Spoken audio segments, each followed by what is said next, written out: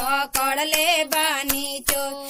सास अइली दियवा बरली हो गईले अंजोर, है हो गईले अंजोर। ई का कइलू ए बहुआ बेटा हमें मोर, ई का कइलू ए बहुआ बेटा हमें मोर।